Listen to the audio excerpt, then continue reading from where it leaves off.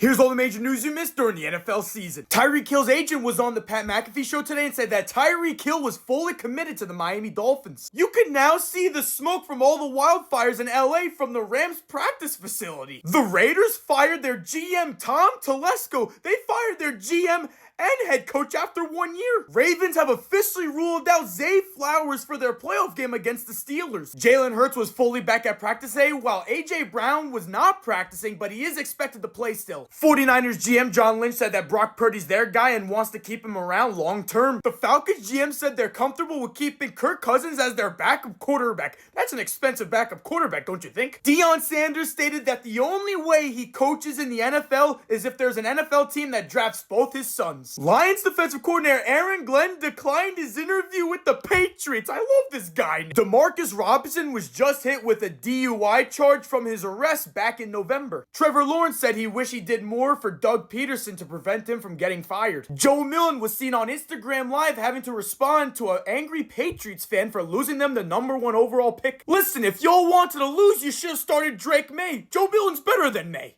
Chiefs defensive coordinator Steve Spagnola is set to meet with the Jaguars, Jets, and Raiders for their head coaching gigs. The Bills posted an updated render of their $2.1 billion stadium that's expected to open in 2026. A lot of people on the internet were going crazy about JJ McCarthy's new look. He grew out his hair. Travis Kelce said on his podcast that the Chiefs did not intentionally lose Week 18 to keep the Bengals out of the playoffs. Teams that lock up the #1 seed before Week 18 bench their starters all the time. Why is it a problem now? Marlon Humphrey posted on his IG story today his top 20 players for the top 100 list. We have the updated odds for the top 4 teams expected to win the AFC Conference Championship. And the same goes for the NFC Conference Championship. And make sure to check out BetUS before the playoffs begin, because they'll match your first deposit up to 150% and your second and third deposits up to 125%.